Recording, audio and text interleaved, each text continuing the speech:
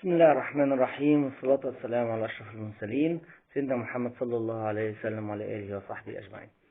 إن شاء الله دلوقتي هنتكلم على نبذة عن الدكتور محمد مشالي، الدكتور الغلابة الأصلي اللي أنا مسمي القناة باسمه تخليدا لذكراه، وعشان يبقى دايما هو رائد لينا و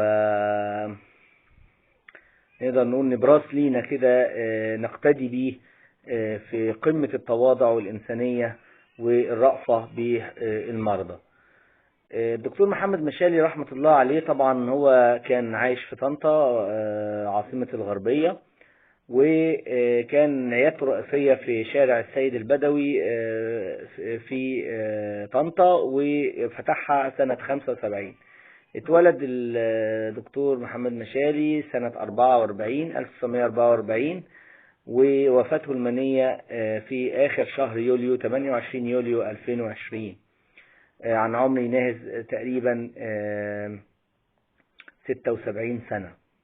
76 سنة منهم تقريبا من ساعة ما فتح العيادة سنة 75 عطاء كبير جدا للمرضى. من 75 وهو كمان كان بيشتغل في عيادتين تانيين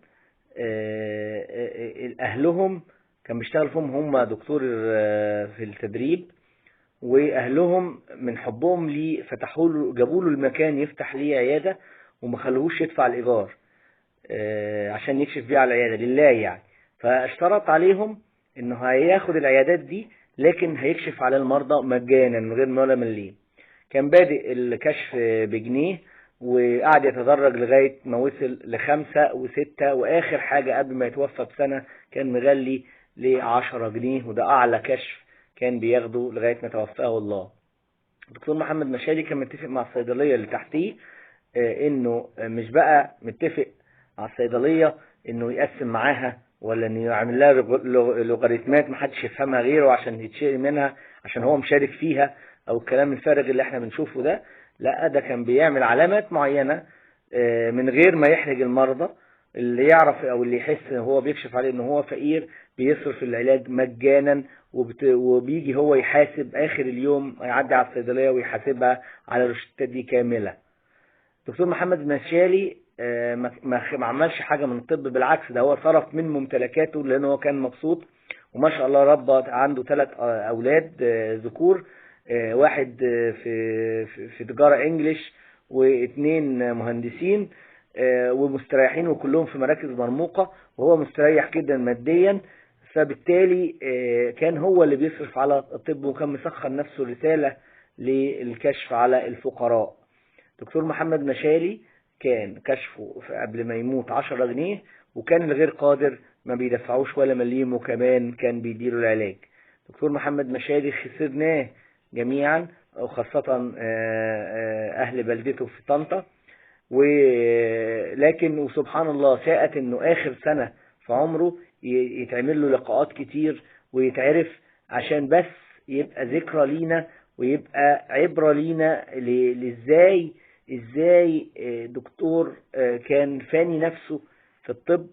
وكان يومه غريب جدا، ان هو يصحى من الساعة 9 يطلع على عيادته، مفيش جمع، مفيش عطلات، مفيش اعياد، ويروح بعد كده يخلص عيادته من 9 الصبح لغاية الساعة 8، وبعد كده يركب يروح العيادتين تانيين عشان يرجع البيت الساعة 1، وما كانش بياكل غير وجبة واحدة في اليوم بعد ما يروح، ويصحى تاني يوم الساعة 9 وهلم جرة. هي دي حياته، وهو ده عشته على مدى تقريبا 45 سنة عطاء كامل، تفرغ كامل للفقراء.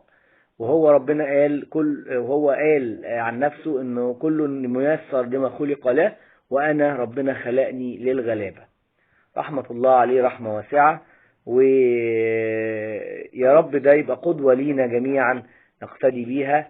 صحيح مش هنقدر كلنا نبقى بنفس درجة العطاء اللي عاملها الدكتور محمد مشالي، كلنا بيبقى عندنا ظروف، وكلنا ممكن ما نقدرش نعجز أيام، وكلنا ممكن ما نقدرش نستحمل، ظروفنا تبقى مختلفة يمكن عن الدكتور محمد، ان ما نقدرش ندي يعني قوت او يومنا او ان احنا ده المصدر الرئيسي لرزقنا، فما نقدرش نخليه ب10 جنيه، ممكن يبقى اغلى. لكن على قد ما نقدر دايما نبقى حاطين الراجل ده قدامنا، عشان دايما الخير في أمة محمد صلى الله عليه وسلم إلى يوم القيامة. وده ربنا اداهولنا نموذج وقدوة كبيرة جدا لينا، ويستاهل 100,000 قناة تتعمل باسمه. وأتمنى من الله ان القناة اللي انا فاتحها دي ان انا بعمل حاجات فيها تبقى صدقة جارية، افيد بيها الناس على قد ما اقدر. والقناة دي مش معمولة لتعليم الاطباء، دي معمولة للناس لشرح المعلومات الطبية بطريقة بسيطة، لعل الله ينفعنا بيها في الاخرة ان شاء الله، وتبقى لينا حسنات بعد رحلنا عن الحياة، لانها رحلة قصيرة وان طالت. دي كانت نبذة بسيطة عن الدكتور محمد مشالي، اللي كان خريج القصر العيني، واللي كان حتى التحاليل البول والبراز كان جايب ميكروسكوب وكان بيخليهم يجيبوا العينة ويعملها جوه معمله، واللي كان يهوى جدا القراءة رحمة الله عليه، وكان مثقف في جميع المجالات مش الطب فقط، رحمة الله عليه رحمة واسعة. وللأسف لقينا في أواخر أيامه ناس بتتريق على عيادته، تريق على هدومه، تريق على الجرايد والكتب اللي موجودة عنده في عيادته، ودي بتجيب عدوى. وللأسف من زمايلنا الأطباء للأسف اللي هم يعني أقول لك إيه، يعني لا لم يراعوا حق الزمالة في هذا النقد. النقد لو عايز بناء يبقى بينك وبين الدكتور، مش على الملأ. النقد أو النصيحة وسط الناس فضيحة زي ما بيقولوا. نتمنى للجميع صحة جيدة، والسلام عليكم ورحمة الله وبركاته.